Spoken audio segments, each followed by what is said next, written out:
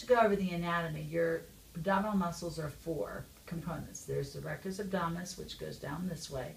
Then the external oblique and the internal oblique, which whittle your waist and pull your ribs down more towards your pelvis. And then the transverse abdominis, which is across your pelvis, about 1 inch above your belly button.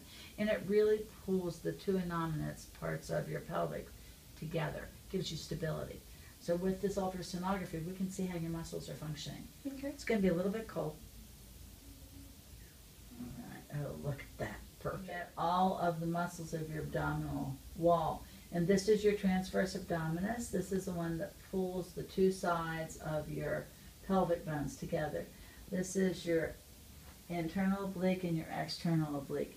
And when you contract this muscle, which is done by just expanding your ribs like an accordion and then slowly letting your abdominal muscles fall into your pelvis, below your belly button, concentrate on that. It helps to support your spine.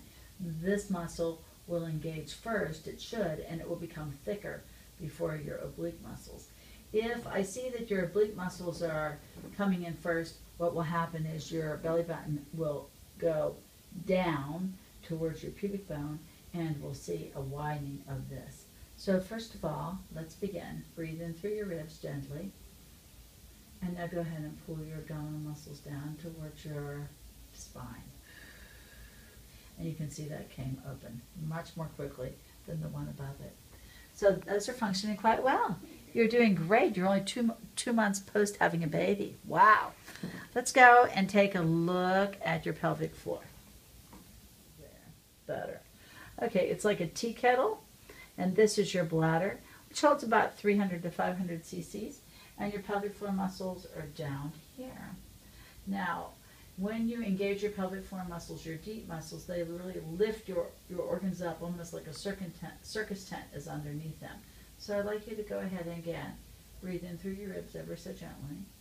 And now go ahead and lift those pelvic floor muscles like they're coming up towards your head. Good, and rest. This is perfect. All right, now we're looking at the rectus abdominis that I told you. And they, remember, are right beside the midline of your body where the lineal is. It's a connective tissue that runs right down here. And you can see it's like cat's eyes. It comes from here over, and this is all your rectus abdominis, and here the other one. And there's absolutely no separation at all.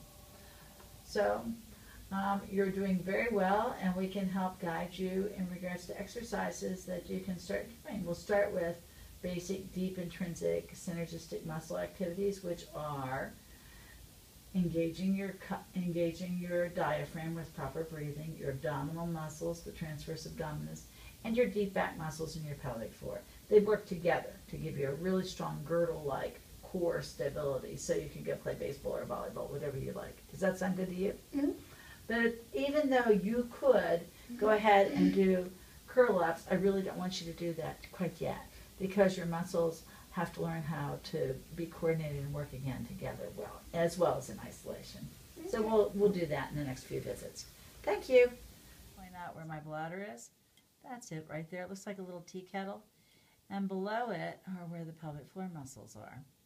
Now, if your pelvic floor muscles are working in isolation, they will actually lift up that bladder when they contract,